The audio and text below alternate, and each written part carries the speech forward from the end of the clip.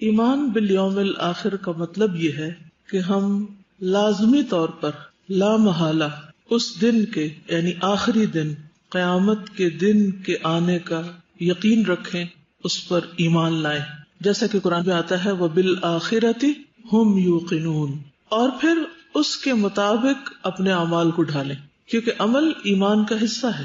تو صرف یہ مان لینا کافی نہیں کہ ایک دن آنے والا ہے جس دن ہر چیز کا اینڈ ہو جائے گا اور پھر سب کا حساب کتاب ہوگا، بلکہ اس دن کی تیاری کرنا بھی ضروری ہے۔ عقیدہ آخرت پر ایمان اسلامی عقائد کا اہم جز ہے۔ قرآن و حدیث میں اکثر اسے عقیدہ توحید کے ساتھ بیان کیا گیا ہے۔ یہ عقیدہ آخرت ایک جامع اصطلاح ہے اور اس میں اخروی زندگی اور اس کے متعلق کئی امور شامل ہیں۔ سب سے پہلے تو یہ کہ انسان مر جاتا ہے اور اس کی برزخی زندگی شروع ہو جاتی ہے۔ دنیا، برزخ اور آخرت یہ تین مختلف عالم ہیں۔ برزخ انسانی زندگی کا وہ مرحلہ ہے جو دنیا اور آخرت کے درمیان ہے۔ عالم برزخ دراصل قبر ہی کی زندگی ہے۔ قبر آخرت کی پہلی منزل ہے۔ اگر کوئی اس منزل کے امتحان میں کامیاب ہو گیا تو بقیہ منزلیں بھی کامیابی سے طے کر لے گا، اور اگر کوئی یہاں ناکام رہا تو آگے بھی مسلسل ناکامیاں ہیں۔ اس لیے بدکار، فاسق و فاجر جب مجرم اور ملزم قرار دیا جاتا ہے تو اسے قبر ہی میں صبح و شام عذاب سے گزرنا پڑتا ہے، اور یہ عذاب اتنا ہی کافی ہے کہ اسے بار بار یا روزانہ جہنم کی آگ دکھائی جائے۔ اسی کو قرآن مجید اور احادیث نے عذاب قبر سے تعبیر کیا ہے، اور یہ دکھایا جانا اس لیے بڑا اہم ہے کہ آپ نے دیکھا ہوگا کہ بعض اوقات آپ کوئی خراب سا منظر دیکھ لیتے ہیں تو زندگی بھر نہیں بھولتے، اس کا آپ کے دل پر ایک گہرا اثر ہوتا ہے۔ تو بھلے انسان اس اصل جہنم میں نہ بھی پہنچے، لیکن اگر اس کو روز یہ بتایا جائے صبح و شام کہ یہ تمہارا ٹھکانہ ہے اور جہنم پوری ہولناکیوں کے ساتھ اس کے سامنے ہو، تو کوئی عذاب نہ بھی ہو تو صرف یہ دکھایا جانا ہی بہت بڑا عذاب ہے۔ اسی کو قرآن مجید اور احادیث نے عذاب قبر سے تعبیر کیا ہے۔ آل فرعون کے بارے میں قرآن مجید کہتا ہے النار یعرضون علیہا غدوا وعشیا، سورۃ المؤمن 46۔ دوزخ کی آگ ہے جس کے سامنے یہ ہر صبح و شام لائے جاتے ہیں، جبکہ روز قیامت انہی کے لیے یہ حکم بھی ہوگا وَيَوْمَ تَقُومُ السَّاعَةُ أَدْخِلُوا آلَ فِرْعَوْنَ أَشَدَّ الْعَذَابِ، اور جس دن قیامت قائم ہوگی فرمان ہوگا کہ فرعونیوں کو سخت ترین عذاب میں ڈالو۔ عذاب قبر کے بارے میں ام المؤمنین حضرت عائشہ نے آپ سے دریافت کیا تو آپ نے فرمایا ہاں، عذاب قبر برحق ہے۔ بخاری کی روایت ہے یہ، یعنی اس پر ایمان لانا ضروری ہے۔ رسول اکرم صلی اللہ علیہ وسلم نہ صرف خود قبر کے عذاب سے پناہ مانگتے بلکہ صحابہ کرام کو بھی اس کی تلقین کرتے۔ ایک اور حدیث میں آپ نے فرمایا جب تم میں کوئی فوت ہوتا ہے تو اس کی قبر میں صبح و شام اس پر اس کی جگہ پیش کی جاتی ہے، یعنی اگر وہ جنتی ہے تو جنت اور اگر جہنمی ہے تو جہنم اس کے سامنے پیش کی جاتی، اور کہا جاتا ہے یہ تیری اصل جگہ ہے جہاں قیامت والے دن اللہ تعالیٰ تجھے بھیجے گا۔ انس بیان کرتے ہیں کہ نبی اکرم صلی اللہ علیہ وسلم نے فرمایا اگر مجھے یہ ڈر نہ ہوتا کہ کہیں تم عذاب قبر کے خوف سے دفن کرنا ہی نہ چھوڑ دو تو میں ضرور دعا کرتا کہ اللہ تعالیٰ تمہیں عذاب قبر سنا دے، دکھانا تو دور کی بات سنا دے۔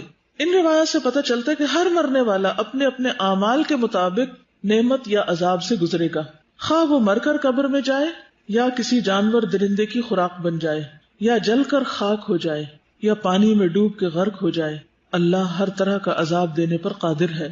خواب میں اگر کوئی المناک منظر دیکھ لے تو کیا وہ سخت اذیت محسوس نہیں کرتا؟ مگر دیکھنے والا یہی سمجھتا ہے کہ یہ تو سویا ہوا ہے، اسے کیا علم کہ یہ خوابیدہ شخص کتنی تکلیف سے دوچار ہے۔ اسی طرح قبر میں مردے کو بٹھانا، منکر نکیر کا اس سے سوال کرنا، پسلیوں کا آپس میں مل جانا وغیرہ سب پر ایمان لانا ضروری ہے۔ براء ابن عازب بیان کرتے ہیں کہ نبی اکرم صلی اللہ علیہ وسلم نے فرمایا یہ آیت یثبت اللہ الذین آمنوا عذاب قبر کے بارے میں نازل ہوئی۔ میت سے پوچھا جاتا ہے تیرا رب کون ہے؟ وہ کہتا ہے اللہ میرا رب ہے اور محمد صلی اللہ علیہ وسلم میرے نبی ہیں۔ اللہ تعالیٰ کے اس ارشاد سے یہی مراد ہے کہ اللہ قول ثابت کے ذریعے صاحب ایمان کو دنیا کی زندگی اور آخرت میں ثابت رکھتا ہے۔ مسلم کتاب الجنہ۔ قبر کے بارے میں آپ نے کیا سن رکھا ہے؟ آپ کے ذہن میں کیا معلومات ہے اس کے بارے میں کو بتائے گا؟ یعنی جب آپ قبر کا سوچتی ہیں یا سنتی ہیں یا قبر کو دیکھتی ہیں تو پہلی بات کیا آتی ہے آپ کے ذہن میں کہ مجھے بھی اس میں جانا ہی ہے؟ اور ان کے ذہن میں سب سے پہلے قبر کا اندھیرا آتا ہے، باہر نکلنے کا کوئی راستہ نہیں، آنے والی زندگی کے فیصلے کا دن ہے، تنہائی، کہ معلوم نہیں یہ صاحب قبر کس حال میں ہے اور میرا کیا ہوگا. خوف آتا ہے ایک، اور کیا خیال آتا ہے؟ اعمال نامہ بند اور احتساب شروع. سوالوں کا جواب صحیح اسی وقت دے سکتے ہیں اگر ہم نے اس پر عمل کیا ہوگا، یعنی اس کی تیاری کی ہوگی. جدائی، دنیا سے جدائی، یعنی ایسی جگہ جہاں سے بچ کے جا سکتے ہی نہیں. بہت پہلے میں نے کسی کا ایک لیکچر سنا تھا، ایک خاتون تھی، تو انہوں نے ایک قصہ بیان کیا اپنے لیکچر میں کہ ایک شخص سے کسی نے قرضہ لیا اور وہ اس کو واپس نہیں کر رہا تھا. میں نے لے کے قرضہ بھاگ گیا، ڈیفالٹر تھا، تو وہ قبرستان کے دروازے پہ جا کے بیٹھ گیا. وہاں روز جا کے بیٹھ جاتا. کسی نے اس سے پوچھا کہ تم یہاں کیوں بیٹھتے ہو، یہاں کیا کرتے ہو؟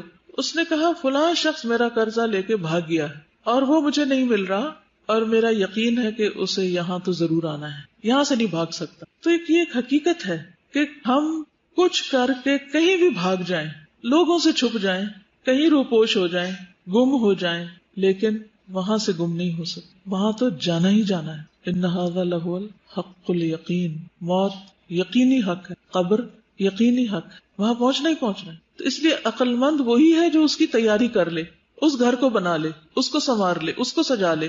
اب یہ ہمیں دیکھنا ہے کہ ہم اپنے دنیا کے گھروں کے لیے کتنے فکر مند ہوتے ہیں اور روز کیسی کیسی پلاننگ کرتے ہیں، اور ان کو بڑا کرنے اور ان کو مزید سجانے اور ان کے اندر مزید دنیا بھر کے پتھر کے ٹکڑے لا کے رکھنے کی کیسی کیسی فکر کرتے ہیں. اپنی کمائی کا بہترین حصہ جو ہے وہ صرف خوبصورت ڈیکوریشن پیسوں پہ خرچ کر کے اپنے آس پاس رکھ کے خوش ہوتے رہتے ہیں. لیکن اس قبر کے اندر کے لیے کیا کچھ رکھا ہوا ہے، وہاں کتنے ڈیکوریشن پیس ہیں، اور وہاں کے ڈیکوریشن پیس کیا ہیں، اور وہاں کی خوبصورتی کیا ہے، اس کے بارے میں کتنا سوچتے ہیں. آپ اپنی کاپی پہ، اپنی ڈائری پر ایک لکیر صفحے کے درمیان میں لگا کے اپنے اس گھر اور اس گھر کا موازنہ کر لیں کہ یہاں کیا کیا چیزیں ہیں میرے پاس، میرے بیڈ روم میں کیا کچھ ہے. قبر بھی تو ایک بیڈ روم ہے نا، it's a money bed room. پھر اپنے آپ سے پوچھیں اس بیڈ روم میں کتنے دن رہنا ہے اور وہاں کتنے دن رہنا ہے، یہاں کیا کیا رکھا ہوا ہے. جو ہے نا آپ کے بیڈ روم میں، اس سارے کی لسٹ بنائیں، اپنے لیے بنائیں، بے شک آپ کسی کو نہ دکھائیں لیکن بنائیں. اور قبر کے لیے کیا کیا چاہیے. دیکھیے جب بچی کی شادی کرنی ہوتی ہے نا، تو ہر ماں باپ میں نے دیکھا ہے غریب سے غریب بھی کاپی پین پکڑ کے بیٹھ جاتے ہیں یا کسی لکھنے والے کو بلا لیتے ہیں اور اس کو سامان کی لسٹ لکھواتے ہیں. ایسا ہی ہوتا ہے نا، یہ برتن لینے ہیں، یہ بیڈ روم کا سامان ہے، یہ فلاں ہے، یہ فلاں ہے، کتنی چیزیں لکھواتے ہیں، وہ کتنی لکھتے ہیں. اور جو رہ جاتی ہے ساری زندگی اس کے لیے بھاگ دوڑ کرتے رہتے ہیں. پھر جب تھوڑا پرانا ہوتا ہے، آؤٹ آف فیشن ہوتا ہے، پھر اس کو ریپلیس بھی کر لیتے ہیں. یہ سب چیزیں ہو رہی ہوتی ہیں. اس کے برعکس کس نے کاپی پین پکڑ کر یہ لکھا کہ وہاں کیا کیا چاہیے، کون سی چیز نیچے کے لیے چاہیے، کون سی دائیں سائڈ کے لیے، کون سی بائیں کے لیے، کون سی سر کی طرف، کون سی پاؤں کی طرف، کہاں کیا رکھنا میں نے. یہاں تو ٹیلی ویژن کی لیٹسٹ اسکرین کے لیے ہم بھاگ رہے ہوتے ہیں. جو نئی چیز آتی ہے پچھلی دے کے ادھر ادھر اور خرید لیتے ہیں تاکہ لیٹسٹ موویز اور ہر چیز کے نظارے خوبصورت سے خوبصورت مائنیوٹ ڈیٹیلز تک میں کر سکیں بہترین کلرز کے ساتھ. اور وہاں بھی ایک اسکرین نے چلنا ہے جس پہ یا جنت چلے گی یا جہنم چلے گی. اس پہ کیا کریں گے، وہ کیسی اسکرین ہوگی، اور اس کے پیچھے کون سا کنٹرول روم ہوگا، وہ کون دکھائے گا، اور اس کا دکھایا جانا بھی برحق ہے. اصل بات یہ ہے کہ ہم خود کو دھوکہ دیتے ہیں. ہم مانتے ہیں مگر کوئی نہیں مانتے. ہم کہتے ہیں ہم تیاری کریں لیکن کوئی نہیں کر رہے.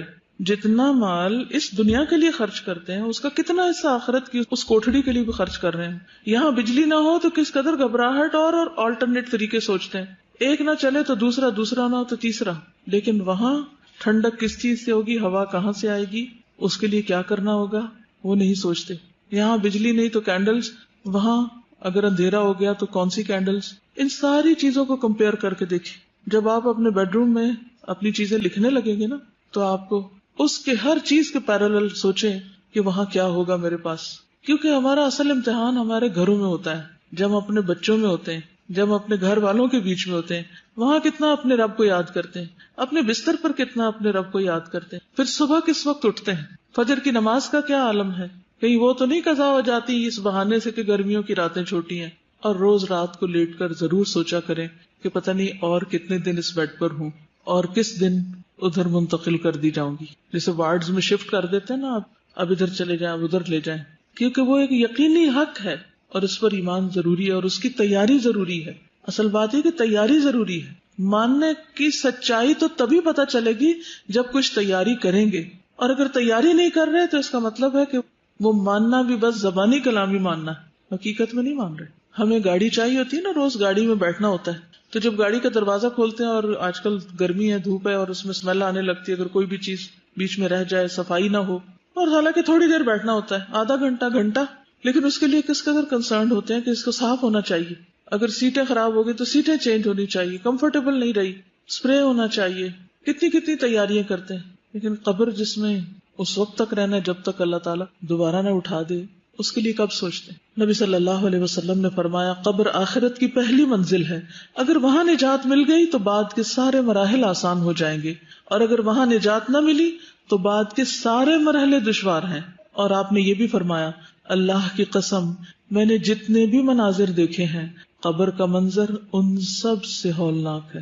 پہلی بات تو یہ کہ جب مردے کو دفن کیا جاتا ہے تو اس کا جسم جب ڈیکمپوز ہونا شروع ہوتا ہے تو آپ کو پتہ ہے کہ اس کی اسمیل کیسی ہوتی ہے. کبھی کوئی مرے ہوئے چوہے کی یا مرے ہوئے مردار کی کوئی اسمیل دور پار کہیں سڑک سے گزرتے ہوئے گاڑی کے اندر بند شیشوں میں بھی آپ کو آ جائے تو کیسی کیفیت ہو جاتی. یہ جسموں کا حال ہونے والا ہے. ان جسموں کے لیے دنیا میں کیا کچھ کرتے پھر رہے ہیں، کتنے فکر مند ہیں، اور وہاں کیا حال ہونے والا ہے جبکہ کوئی عزیز ترین پیارا بھی پلٹ کے نہ دیکھے گا.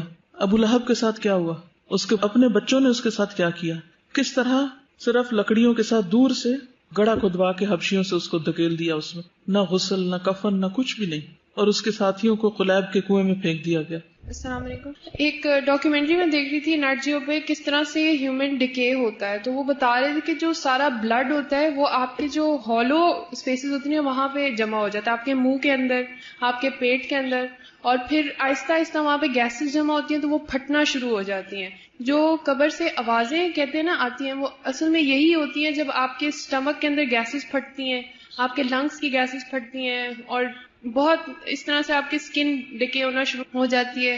تو یہ اللہ کے رسول صلی اللہ علیہ وسلم قسم کھا کے فرما رہے ہیں کہ اللہ کی قسم میں نے جتنے مناظر دیکھے ہیں قبر کا منظر ان سب سے زیادہ ہولناک ہے. پھر یہ کہ ہر ایک کی قبر ایک بار بھینچی جائے گی. مسند احمد کی روایت ہے نبی صلی اللہ علیہ وسلم نے فرمایا قبر کو ایک مرتبہ بھینچا جاتا ہے، اگر کوئی شخص اس عمل سے بچ سکتا تو وہ سعد بن معاذ ہوتے. obviously جو کافر ہوتا ہے یا منافق ہوتا ہے اس کے ساتھ سختی کا معاملہ ہوتا ہے، لیکن جیسے مومن ہے تو اس کے اوپر بھی ایک دفعہ قبر تنگ ہوتی ہے. کبھی آپ نے دیکھا ہوگا کہ بہت سارے لوگ ہوں تو ایک اسٹمپیڈ ہوتی ہے جب، تو یا ایک دوسرے کے بیچ میں دب گھٹ جائیں تو کیسی کیفیت ہوتی ہے اس وقت، ایسا لگتا ہے دل باہر آنے لگا ہے. پھر قبر میں اندھیرا، نبی صلی اللہ علیہ وسلم نے فرمایا یہ قبریں اپنے رہنے والوں پر اندھیرے سے بھری ہوتی ہیں اور اللہ ان کو میری نماز کی وجہ سے روشن کر دے گا یا میری دعا کی وجہ سے روشن کر دے گا. بصلاتی علیہم، یعنی آپ جو دعائیں کرتے تھے اپنے صحابہ کے لیے اور جنازہ وغیرہ پڑھتے تھے، اور اسی لیے بعد میں بھی یہ سنت جاری رہی کہ جو بھی کوئی فوت ہو اس پر جنازہ پڑھا جائے اور پیچھے والے اس کے لیے دعا کریں. اب آپ دیکھیے کہ مرنے والے کے لیے عموماً کتنی دعائیں ہوتی، اپنے اپنے سپارے کھول کے بیٹھے ہوتے ہیں، گٹلیاں پھینک رہے ہوتے ہیں، باتیں کر رہے ہیں، ادھر ادھر کے کاروبار ڈسکس ہو رہے ہیں، لیکن اس وقت مردے کے ساتھ کیا ہو رہا ہے اس کی کسی کو بھی فکر نہیں. پھر قبر میں عقل کا لوٹایا جانا. مسند احمدی کی روایت ہے عبداللہ بن عمر کہتے ہیں ایک مرتبہ رسول اللہ صلی اللہ علیہ وسلم نے قبروں میں امتحان لینے والے فرشتوں کا تذکرہ کیا. عمر رضی اللہ عنہ کہنے لگے اے اللہ کے رسول صلی اللہ علیہ وسلم کیا اس وقت ہماری عقلیں لوٹا دی جائیں گی، یعنی ہم سینسز میں ہوں گے، ہمیں پتہ چلے گا کہ یہ کیا ہو رہا ہے؟ آپ نے فرمایا ہاں بالکل آج کی طرح، جیسے آج ہم دیکھتے سنتے سمجھتے اور ہر چیز کو محسوس کرتے ہیں، اسی طرح وہاں بھی عقل لوٹائی جائے گی. اور اس کا لوٹایا جانا یا دوسرے لفظوں میں روح کا لوٹایا جانا اسی مقصد کے لیے.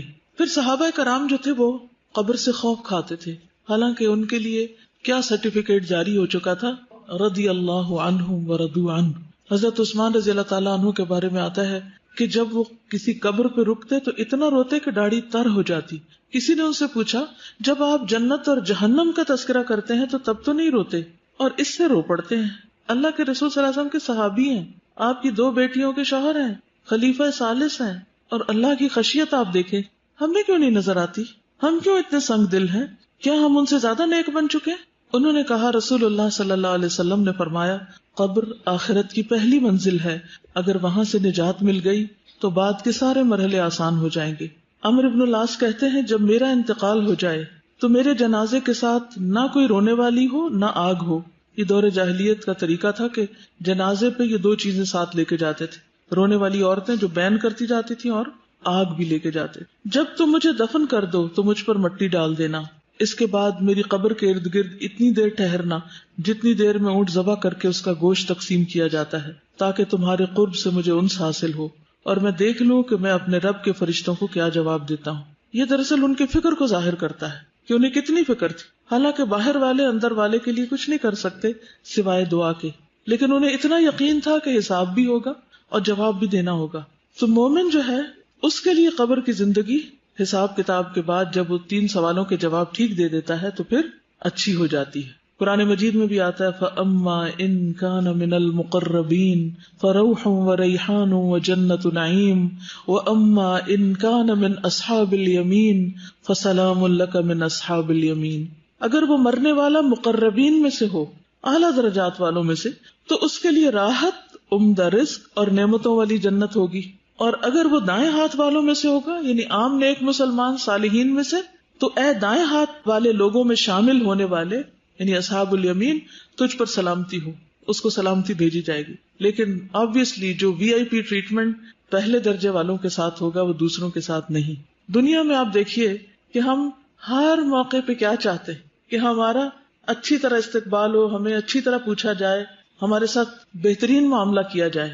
پچھلے دنوں ہم VIP کلچر کی بات کر رہے تھے نا، تو بات یہ ہے کہ دنیا کے لیے تو ہم بہت فکر مند ہوتے ہیں اور بہت مائنڈ بھی کرتے ہیں اگر ہمارا کوئی اس طرح استقبال نہ کرے، لیکن ہم میں سے کتنوں کو فکر ہوئی کہ جنت میں استقبال کیسے ہوگا. پھر سورۃ النحل میں آتا ہے 32 الذین تتوفاہم الملائکۃ طیبین یقولون سلام علیکم سلام علیکم ادخلوا الجنۃ بما کنتم تعملون. وہ پرہیزگار جو پاک سیرت ہوتے ہیں، فرشتے ان کی روح قبض کرنے آتے ہیں تو کہتے ہیں تم پر سلام ہو، جو اچھے عمل تم کرتے رہے اس کے صلے میں جنت میں داخل ہو جاؤ. تو گویا قبر ان کے لیے کیا بن جاتی ہے؟ جنت کے باغوں میں سے ایک باغ، جنت کا ٹکڑا. نبی صلی اللہ علیہ وسلم نے فرمایا بندہ مومن جب دنیا سے رخصتی اور آخرت کے سفر پر جانے کے قریب ہوتا ہے، یعنی اب اس کے آخری دن ہوتے ہیں، آخری وقت ہوتا ہے، تو اس کی طرف آسمان سے روشن چہرے والے فرشتے آتے ہیں، گویا ان کے چہرے سورج کی طرح ہوں. ان کے پاس جنت کا کفن اور جنت کی حنوت ہوتی ہے، یعنی خوشبو. تاحد نگاہ وہ بیٹھ جاتے ہیں، ہر طرف پھیل جاتے ہیں. پھر ملک الموت اس کے سرہانے پہ آ کے بیٹھ جاتے ہیں اور وہ کہتے ہیں اے نفس مطمئنہ، اللہ کی مغفرت اور خوشنودی کی طرف چلو. چنانچہ اس کی روح اس طرح بہہ کر نکل جاتی ہے جیسے مشکیزے کے منہ سے پانی کا قطرہ بہہ جاتا ہے. ملک الموت اسے پکڑ لیتے ہیں، جیسے بچہ ڈیلیور ہوتا ہے نا تو فوراً اس کو ڈاکٹر ہاتھ پہ لے لیتے ہیں. تو اسی طرح موت کے وقت بھی جان جب پوری نکلتی ہے تو ایسے ہی جیسے ایک بیبی ڈیلیور ہو کے باہر آ گیا، روح باہر آ جاتی، اور اس کو لینے کے لیے ملک الموت آگے ہاتھ بڑھاتے ہیں اور پھر فوراً آگے فرشتوں کو دے دیتے ہیں جس قسم کا وہ شخص ہوتا ہے. اور دوسرے فرشتے پلک جھپکنے کی مقدار بھی اس کی روح کو ملک الموت کے ہاتھ میں نہیں رہنے دیتے، فوراً اس سے آگے لے لیتے ہیں، بلکہ ان سے لے کر اسے کفن میں لپیٹ کر اس پر لائی ہوئی حنوت مل دیتے ہیں، اور اس کے جسم سے ایسی خوشبو آتی ہے جیسے مسک کا ایک خوشگوار جھونکا جو زمین پر محسوس ہو سکے. پھر فرشتے اس روح کو لے کر اوپر چڑھ جاتے ہیں. مجھے بالکل ہسپتال کا منظر نظر آ رہا ہے، جب کبھی شاید آپ کو موقع ملا ہو کسی ڈیلیوری کو دیکھنے کا، کہ جیسے جو ہی بیبی باہر آتا ہے تو فٹافٹ اس کو آگے دے دیا جاتا ہے نرسز کو، اور پھر اس کے بعد اس کو لپیٹ دیا جاتا ہے اور فوراً اس کی ٹیک کیئر کی جاتی ہے کہ اب آگے اس کے ساتھ کیا کرنا ہے. اگر اس کو سانس نہ آ رہا ہو یا جو بھی حسب ضرورت اس کو نیکسٹ لیول کی مدد دی جا رہی ہوتی. تو یہ دنیا میں آمد کا وقت ہوتا ہے اور اسی قسم کا اس کی رخصتی کا وقت ہوتا ہے جب روح واپس جا رہی ہوتی ہے. مومن کی روح جب نکلنے والی ہوتی ہے تو وہ اللہ سے ملاقات کو پسند کرتا ہے. نبی صلی اللہ علیہ وسلم نے فرمایا مومن کو جب موت آتی ہے تو اسے اللہ کی خوشنودی اور اس کے ہاں اس کی عزت کی خوشخبری دی جاتی ہے. اس وقت مومن کو کوئی چیز اس سے زیادہ عزیز نہیں ہوتی جو اس کے آگے ہوتی ہے، اس لیے وہ اللہ سے ملاقات کا خواہش مند ہو جاتا ہے اور اللہ بھی اس کی ملاقات کو پسند کرتا ہے. اس کے برعکس جو منافق یا کافر ہوتا ہے اس کو جب پتہ چلتا ہے کہ بھیانک فرشتے اس کی خبر لینے آئے ہیں، بھیانک شکلوں والے، تو پھر اس کی روح بھاگتی ہے، نکلنا نہیں چاہتی، ریزسٹ کرتی ہے اور وہ اللہ سے ملاقات کو ناپسند کرتا ہے. کیوں؟ کیونکہ اب وہ ظاہر ہے کہ ایک مجرم کی حیثیت سے وہ جا کے کھڑا ہوگا تو کیسے منہ دکھائے. جیسے کوئی مجرم رنگے ہاتھوں پکڑ لیا جائے تو وہ کیا چاہتا ہے، اس کو آگے لے جایا جائے؟ نہیں، وہ بھاگنے کی کوشش کرتا ہے، ریزسٹ کرتا ہے، بچنے کی، چھپنے کی، ادھر ادھر ہونے کی. یہی کیفیت اس شخص کی ہوتی ہے. پھر آسمان والوں کا نیک روح کو مسلسل مرحبا کہنا. فرشتے مومن کی روح کو آسمان کی طرف چڑھا لے جاتے ہیں. آسمان کا دروازہ کھلتا ہے, پوچھا جاتا ہے یہ کون ہے؟ کہا جاتا ہے فلاں شخص ہے. وہ کہتے ہیں مرحبا. پاک نفس جو پاک بدن میں تھا, پاک نفس پاک بدن میں تزکیہ ہو چکا تھا اس کا, اور وہ پاکیزہ بدن میں تھا, صاف ستھرا, کلین. داخل ہو جاؤ اے قابل تعریف اور خوش ہو جاؤ اللہ کی رحمت سے اور خوشبو سے, یعنی خوشبوئیں ہیں اس کے لیے, اور اس مالک سے جو تجھ پر ناراض نہیں ہے. برابر اسے یہی کہا جاتا ہے یہاں تک کہ روح اس آسمان تک پہنچتی ہے جہاں اللہ عز و جل ہے, یعنی علیین تک اس کو سب سے بلند جگہ تک پہنچا دیا جاتا ہے. ہر آسمان کے فرشتوں کا اگلے آسمان تک روح کو چھوڑنے جانا, یعنی اسکارٹ کرتے ہیں اس کو پیچھے سے, یعنی صرف چھوڑ نہیں دیتے بلکہ آگے تک پہنچا کے آتے ہیں, اتنے خوش ہوتے ہیں. فرشتے اس روح کو لے کر اوپر چڑھ جاتے ہیں, اور فرشتوں کے جس گروہ پر بھی ان کا گزر ہوتا ہے وہ گروہ پوچھتا ہے کہ یہ پاکیزہ روح کون ہے. وہ جواب میں اس کا وہ بہترین نام بتاتے ہیں جس سے دنیا میں لوگ اسے پکارتے تھے, اچھے سے اچھا نام, حتیٰ کہ وہ اسے لے کر آسمان دنیا تک پہنچ جاتے ہیں. کیونکہ ہر شخص کی ایک شہرت ہوتی ہے نا, ایک نام ہوتا ہے, ایک آئیڈینٹی ہوتی ہے. وہ اس کے لیے دروازے کھلواتے ہیں تو دروازہ کھول دیا جاتا ہے. تو ہر آسمان کے مقرب فرشتے اس کے ساتھ ساتھ چلتے ہیں آسمان کی طرف جو اس کے بعد آتا ہے, اور اس طرح اسے 7ویں آسمان تک پہنچا دیا جاتا ہے. یہ ہم سب کی جرنی ہے, یعنی ہم سب نے یہ ٹریولنگ کرنی ہے. اگر اس ٹریٹمنٹ کے مستحق ہوئے تو یہ سب کچھ ملے گا, ادروائز دوسری چیز بھی ابھی سامنے آئے گی. پھر فرشتے دعا دیتے ہیں. ابو ہریرہ رضی اللہ عنہ سے روایت ہے کہ جب کسی مومن کی روح نکلتی ہے تو 2 فرشتے اسے لے کر اوپر چڑھتے ہیں, تو آسمان والے کہتے ہیں کہ پاکیزہ روح زمین کی طرف سے آئی ہے, اللہ تعالیٰ تجھ پر اور اس جسم پر جسے تو آباد رکھتی تھی رحمت نازل فرمائے. یعنی تجھ پر بھی اور جس جسم کو تو نے آباد کیا ہوا تھا, یعنی ہم سب کا جو جسم ہے جس میں وہ روح ڈالی ہوئی ہے, تو اس کے لیے بھی رحمت کی دعا کرتے ہیں. پھر روحوں سے ملاقات. فرشتے نیک روح کو اہل ایمان کی ارواح کے پاس لاتے ہیں, یعنی روح جا کر باقی روحوں سے ملاقات کرتی اور وہ اس روح سے خوش ہوتے ہیں اس سے زیادہ جو کہ تم کو کسی بچھڑے ہوئے شخص کی آمد سے ہوتی. یعنی آپ کسی شخص سے محبت کرتے ہوں اور ایک لمبے عرصے کے بعد اس سے مل رہے ہیں, تو وہ نیک روحیں پہلے سے جو وہاں موجود ہوتی جن سے ہم محبت کرتے ہیں تو وہ بھی ہم سے محبت کرتے ہیں, اور پھر ان سے جا کر وہ ملتی ہیں. وہ نیک روحیں اس سے پوچھتی ہیں نئی آنے والی روح سے کہ فلاں کا کیا ہوا, فلاں کا کیا ہوا, فلاں نے کیا کیا, وہ کس حال میں ہے. یعنی پیچھے اپنے رشتہ داروں یا جان پہچان والوں کا حال پوچھتے ہیں.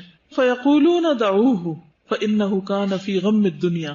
پھر وہ ارواح کہتی ہیں تم ابھی ٹھہر جاؤ, اس کو چھوڑ دو, یہ دنیا کے غم میں مبتلا تھا. یعنی یوں ہی آپ سمجھیں کہ جیسے ایک سفر کر کے, طویل سفر کر کے کوئی آتا ہے تو وہ کچھ پیچھے والوں کی یاد میں ہوتا ہے اور کچھ نئی دنیا اس کے لیے نئی ہوتی ہے, تو وہ اس میں اس کو ایک ایڈجسٹمنٹ ٹائم چاہیے ہوتا ہے.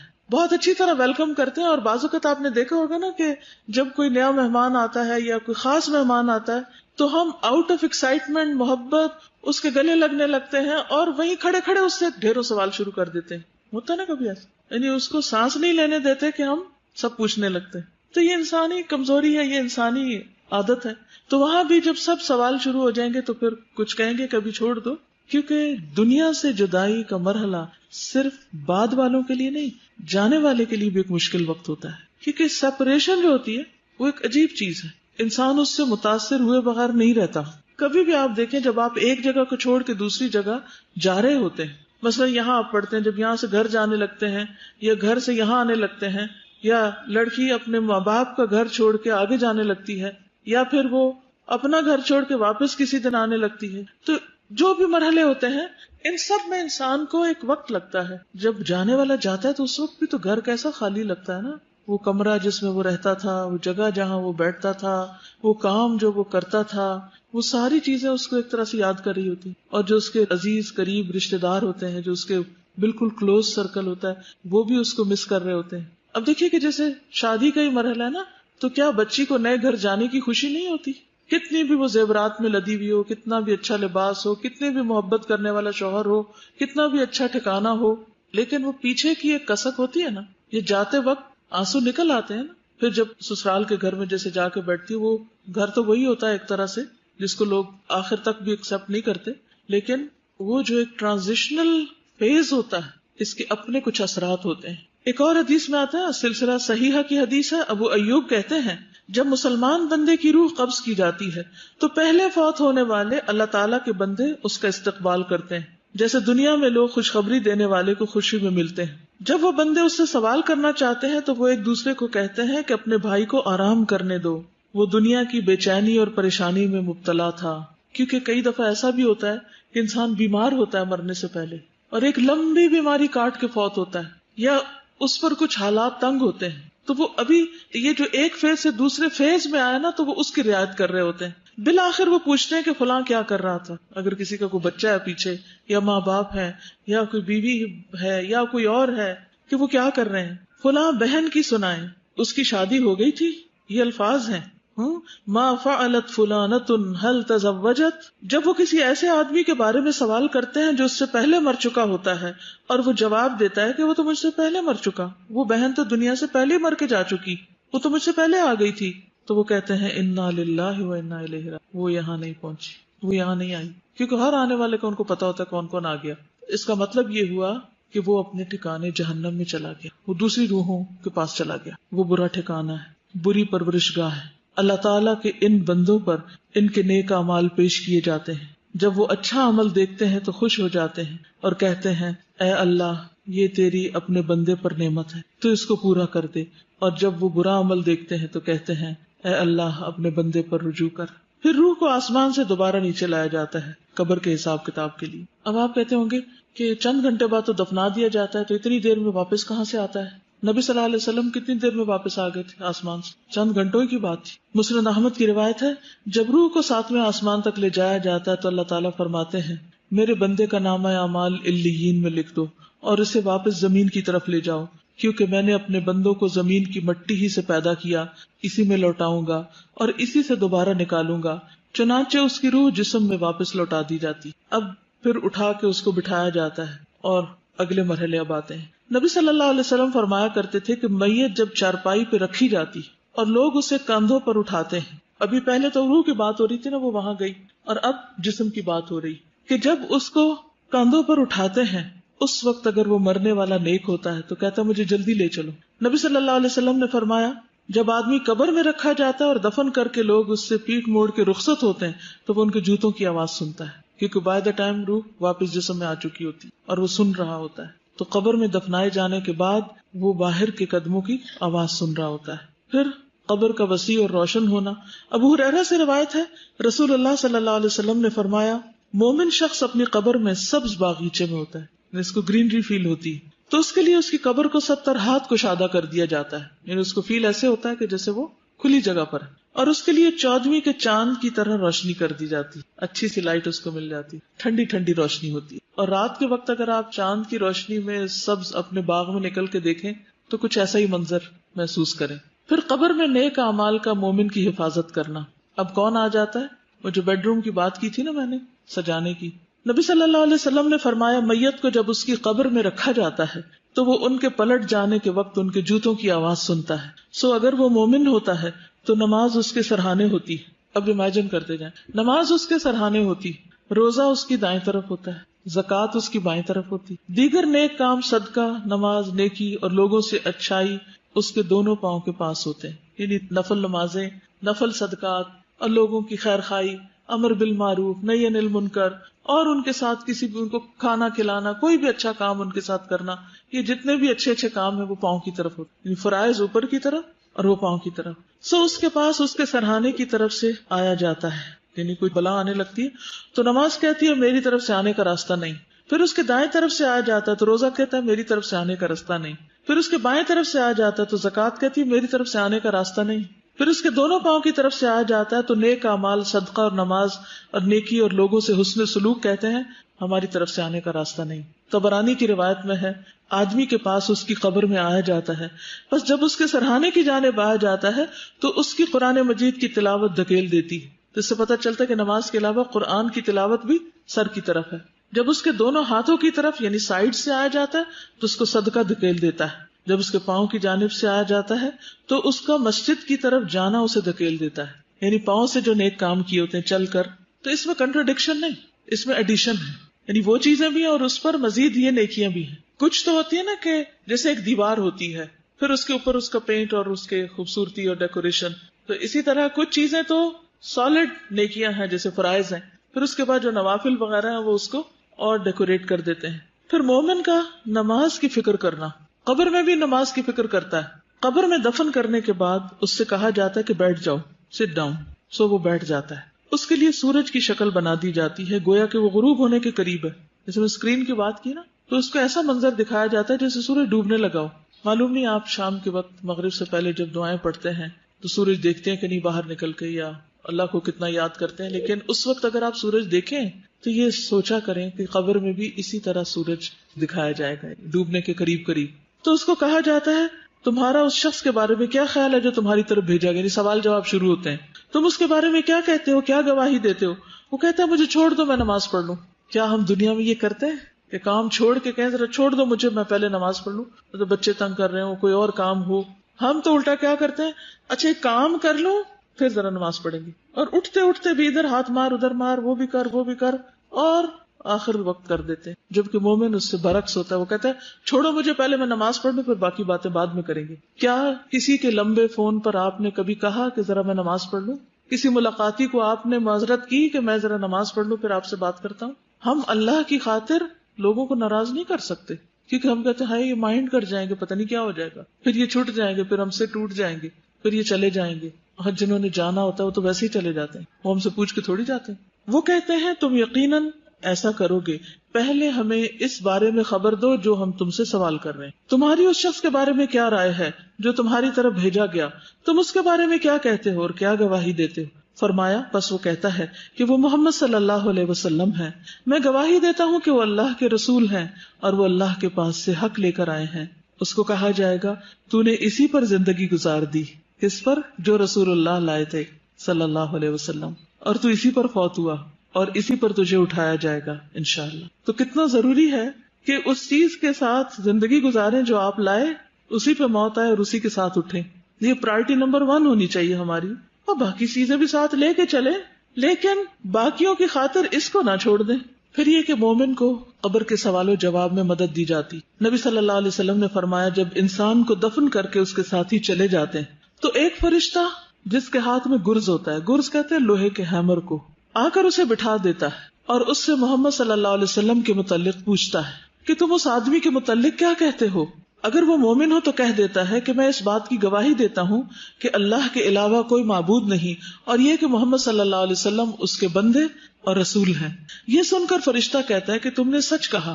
پھر اسے جہنم کا ایک دروازہ کھول کر دکھایا جاتا ہے اور اس سے کہا جاتا ہے اگر تم اپنے رب کے ساتھ کفر کرتے تو تمہارا ٹھکانہ یہاں ہوتا، لیکن چونکہ تم اس پر ایمان رکھتے تھے اس لیے تمہارا ٹھکانہ دوسرا ہے. یہ کہہ کر اس کے لیے جنت کا ایک دروازہ کھولا جاتا ہے. اب دوسرا منظر دکھایا جاتا ہے، پھر وہ اٹھ کر جنت میں داخل ہونا چاہتا ہے تو فرشتہ اسے سکون سے رہنے کی تلقین کرتا ہے اور اس کی قبر کشادہ کر دی جاتی. کسی نے پوچھا یا رسول اللہ صلی اللہ علیہ وسلم وہ فرشتہ تو ہاتھ میں گرز لے کر جس کے بھی سامنے کھڑا ہوگا اس پہ گھبراہٹ طاری ہو جائے گی. نبی صلی اللہ علیہ وسلم نے فرمایا اللہ ایمان والوں کو کلمہ توحید پر ثابت قدم رکھتا ہے. یہ اسی آیت کا معنی ہے یثبت اللہ الذین آمنوا بالقول الثابت فی الحیات الدنیا وفی الآخرہ. لیکن یہ دیکھ لیں کہ سوال کرنے والا ہے کتنا سخت. آپ نے دیکھا ہوگا کہ اگر کوئی ٹیچر مہربان ہو اور پیار سے بات کرے، سوال آرام سے کرے تو نالائق سے نالائق اسٹوڈنٹ بھی جواب دے پاتا ہے. لیکن اگر ٹیچر سخت مزاج ہو تو اچھا بھلا ذہین طالب علم بھی گھبرا اٹھتا ہے. اسی لیے صحابہ نے پوچھا کہ وہ لوہے کا ہیمر دیکھ کے تو ہم سب کو ڈر لگے گا، پھر فرمایا اللہ تعالیٰ ثابت قدمی دے گا کیونکہ دنیا میں تم توحید پر تھے. اگر ہم سو کے بھی اٹھتے ہیں یا پھر ہم بہت گہری نیند سوئے ہوں، کوئی ہمیں اچانک سے اٹھا دے، ہم لوگوں بالکل ہوش ہی نہیں ہوتا کہ ہم سے کیا بات پوچھی جا رہی ہے، ہم جواب ہی سوال شروع کر دے. یعنی وہ کوئی اور بات کرنا بھی چاہتے کہ نہیں سوال کا جواب دو. اس کو تھوڑا سا آپ سمجھ سکتے ہیں کہ اگر کسی کا ایسا ایکسپیرینس ہو کہ رات سوتے وقت کسی کے گھر میں چور داخل ہو گئے بندوقوں کے ساتھ یا کوئی اسلحے کے ساتھ، تو ان کی گھبراہٹ کا کیا عالم ہوگا. اکثر ایسے وہم بھی آ جائے نا، کسی کو خیال بھی آ جائے رات کو سوتے وقت کہ کیا پتا کوئی ایسا نہ داخل ہو جائے تو کیا بنے گا. کبھی خیال آیا آپ کو؟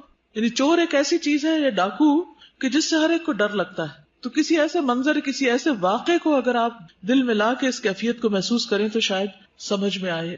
ابھی پچھلے ہفتے ہمارے ساتھ والے گھر میں ڈاکہ پڑا، رات کو 2-2:30 بجے جو تھے وہ آ گئے ان کے یہاں. اور یہ دیکھیے کہ اب جو ہو رہا ہے نا کہ قبر میں کوئی کسی کی ہیلپ نہیں کرے گا. اب ہم بالکل ساتھ ہیں اور ہمیں نہیں پتا، اور میں بستر پہ لیٹے ہوئے فائرنگ کی آواز سن رہی تھی کہ فائرنگ ہو رہی ہے، اور بڑے کلوزلی پتا چل رہا تھا، لیکن یہ نہیں پتا چل رہا تھا کہاں ہو رہی ہے. اور اب جو ثابت قدمی والی بات ہے کہ ایسے موقع پر آدمی شکر اس بات پہ کرتا ہے کہ ہوا یہ کہ یہ کافی افراد، 10 افراد تھے گھر میں سب لوگ. تو یہ نیچے سے جب یہ اوپر جا رہے تھے کچھ لوگوں کو لے کر، تو ایک لڑکی جو بیٹھی تھی اس نے سامنے سے کچھ بھانپ لیا اور دوڑ کے وہ باتھ روم میں گھس گئی اور اس نے لاک کر لیا. اتفاق سے جیسے آج کل ہر وقت موبائل ہاتھ میں ہوتا ہے، موبائل ہاتھ میں تھا، اور جو باتھ روم جا کے اس نے 15 کو فون کر دیا. اب یہ جو ثابت قدمی ہوتی ہے نا کہ اس وقت عقل کہاں سے آئے اتنی کہ ایک دم سے اس کو حالات میں موبائل اٹھانا ہے اور بھاگتے ہوئے وہ کرنا ہے. اور یہ بھی اللہ کا کرنا ہوا کہ ان چوروں کو یہ نہیں پتا چلا کہ ایک لڑکی باتھ روم میں، تو وہ نقصان نہیں ہوا جو ہو سکتا تھا. تو اللہ نے جو ثابت قدمی اس وقت دی ہوتی ہے، یہ بلیسنگ کے سوا کچھ نہیں ہوتی. دیکھیے دنیا میں تو پھر بھی انسان کسی کو موبائل پہ مدد کے لیے بلا لیتا ہے، ہمسائے ساتھ آ جاتے ہیں، لیکن قبرستان سے کون کس کو موبائل کر سکتا؟ ساتھ والی قبر سے بھی اٹھ کے کوئی نہیں آ سکتا. جو کچھ اپنے پاس ہوگا بس وہی ہوگا. لیکن ہم کتنے دھوکے میں ہوتے ہیں نا کہ دوسرے لوگوں کی خاطر اپنا دین بیچے چلے جاتے ہیں، کبھی بچوں کی خاطر، کبھی بہن بھائیوں کی خاطر، کبھی دوستوں کی خاطر اپنی آخرت برباد کیے چلے جا رہے ہوتے. نبی صلی اللہ علیہ وسلم نے فرمایا اگر مرنے والا نیک آدمی ہو تو فرشتے اسے اس کی قبر میں اس طرح بٹھاتے ہیں کہ اس پر کوئی خوف اور گھبراہٹ نہیں ہوتی. پھر اس سے پوچھا جاتا ہے کہ تم نے کس دین میں وقت گزارا تھا، یعنی ما دینک. وہ کہتا ہے اسلام میں. پوچھا جاتا ہے وہ کون آدمی تھا جو تمہارے پاس آیا تھا؟ وہ کہتا ہے اللہ کے رسول محمد صلی اللہ علیہ وسلم، جو کہ اللہ عز و جل کی طرف سے ہمارے پاس واضح نشانیاں لے کر آئے اور ہم نے ان کی تصدیق کی. پھر اللہ کا مومن کے جواب کی تصدیق کرنا اور جنت کا لباس اور خوشبو کا ملنا. مومن جب یہ جواب دے دیتا ہے تو سنن نبی داؤد کی روایت ہے، پھر ایک آواز لگانے والا آواز لگاتا ہے کہ میرے بندے نے سچ کہا، بس اس کے لیے جنت کا بستر بچھا دو اور اسے جنت کے کپڑے پہنا دو اور اس کے لیے جنت میں ایک دروازہ کھول دو. پھر جنت کی ہوا اور خوشبو اس کے پاس آتی اور اس کی قبر حد نگاہ تک کشادہ کر دی جاتی، اور جنت کی ہوا ایئر کنڈیشن کی ہوا سے زیادہ اچھی ہو اور اس کی خوشبو ہمارے ایئر فریشنر سے زیادہ بہترین. ایک فوبیا ہوتا ہے نا کہ جب آپ کئی چھوٹی جگہ پہ ہوتے ہو تو ایک دم سے آپ کو گھبراہٹ ہوتی ہے. مجھے تھوڑا سا وہ ہوتا ہے، تو جب گاڑی میں بھی میں کئی دفعہ ہوتی ہوں نا تو مجھے وہ شروع ہو جاتا ہے ہونا. تو جب بھی میں قبر کے بارے میں سوچتی ہوں میں ہمیشہ یہی سوچتی ہوں کہ ایک پیرالائزڈ انسان ہے اور وہ کلاسٹروفوبک ہے، اور اس کو ایسی جگہ پہ آپ بند کر دیں تو اس کی جو دہشت ہوگی نا وہ قبر سے کوئی نہیں کر سکتا. بالکل، لیکن اس میں وسعت اور اس میں ہوائیں اور خوشبوئیں اور اچھا لباس، یہ سب اس کے لیے ہے جس کے جواب درست ہوں گے. اگر ہم غور کریں تو دیکھیں کہ اللہ تعالیٰ ہم سب کو وقتاً فوقتاً ڈیتھ کا ایکسپیرینس کرواتے ہیں خواب کی صورت میں. یعنی خواب میں جب ہم کبھی بھیانک خواب دیکھتے ہیں اور پھر اب شکر ادا کرتے ہیں جب ہماری آنکھ کھلتی ہے، تو میں یہ سوچتی ہوں کہ اس وقت تو ہماری آنکھ نہیں کھلے گی، ہم اسی طرح سب کچھ فیل کر رہے ہوں گے جیسے ہم خواب کی صورت میں. بالکل. کیوڑا سالٹ مائنز جانے کا اتفاق ہوا تو وہاں ہم 4000 فیٹ جو ہے اس کی ڈیپتھ میں گئے. وہاں پہ امیجن اتنی ٹھنڈی ہوا تھی اور گیٹ سے داخل ہوتے ہی ایسا لگ رہا تھا کہ نیچے کئی اے سی لگے ہوئے ہیں، اور وہاں 18 ڈگری سینٹی گریڈ رہتا ہے سردی گرمی میں، اور جو ہے نا اتنا وہ فریش ایئر تھی کہ لگ نہیں رہا تھا کہ ہم اتنی گہرائی میں ہیں. تو وہاں جب ہم گئے تو 3 گھنٹے ہم نے وہاں اسٹے کیا اور کسی کے موبائل پہ کوئی کال نہیں آئی. تو پہلا خیال مجھے جو آیا کہ جب اس پہاڑ کی گہرائی میں ہمیں کوئی کال نہیں آئی تو قبر میں تو پھر قطعاً کوئی کال نہیں آئے گی. لیکن اگر قبر اتنی ٹھنڈی ہو اور وہ سب طرف نمک اور اتنا خوبصورت ماحول ہو تو پھر باہر سے کالز کی ضرورت نہیں ہوئے گی. یہ بھی تو اللہ کی نشانیوں میں سے ایک نشانی ہے کہ اللہ تعالیٰ یہ چیزیں دکھاتا ہے کہ زمین کے اندر کی فضا کو وہ جیسے چاہے بدل دے. یعنی اگر نمک کی یہ کان ایک مستقل ایسی کیفیت میں کہ 18 ڈگری تک ہی وہ رہتا ہے ٹیمپریچر اور ٹھنڈی ہوائیں، اور تو قبر بھی تو زمین کے نیچے ہوتی ہے، جس کے لیے اللہ چاہے ویسی ہوائیں وہاں بھی چلا دے. یعنی مشکل نہیں ہے، ناممکن نہیں ہے. یہ سب چیزیں جو بتائی گئی ہیں ان کو ماننا ضروری ہے، یہ ایمان کا حصہ ہے کہ ایسا ہوگا، کیونکہ اگر یہ مانا نہ جائے تو عمل بھی نہیں بدلتے. اور شیطان کی یہ بہت کوشش رہی ہے کہ لوگوں کے دل میں اس کے بارے میں طرح طرح کے وسوسے اور شکوک و شبہات ڈال کر اس کو لوگوں پر مبہم بنا دے، ایمان کو کمزور کر دے. لیکن جو بات صحیح احادیث سے پتہ چل رہی ہو اس کو کیسے جھٹلا سکتے. پھر نیک اعمال کا قبر کی تنہائی کو دور کرنا. نبی صلی اللہ علیہ وسلم نے فرمایا کہ مومن کے پاس ایک خوبصورت لباس اور انتہائی عمدہ خوشبو والا ایک آدمی آتا ہے اور اس سے کہتا ہے تمہیں خوشخبری مبارک، یہ وہی دن ہے جس کا تم سے وعدہ کیا جاتا تھا. وہ اس سے پوچھتا ہے کہ تم کون ہو؟ تمہارا چہرہ ہی خیر کا پتہ دیتا ہے. وہ جواب دیتا ہے میں تمہارا نیک عمل ہوں. اس پر وہ کہتا ہے کہ اے میرے رب، قیامت ابھی قائم کر دے تاکہ میں اپنے اہل خانہ اور مال میں واپس لوٹ جاؤں، یعنی سب سے جا ملوں۔ پھر صدقہ کا قبر کی آگ بجھانا۔ عقبہ بن عامر سے مروی ہے کہ نبی صلی اللہ علیہ وسلم نے فرمایا، صدقہ کرنے والوں کی قبروں سے حرارت بجھاتا ہے، اور مومن روز قیامت اپنے صدقے کے سائے میں ہوگا۔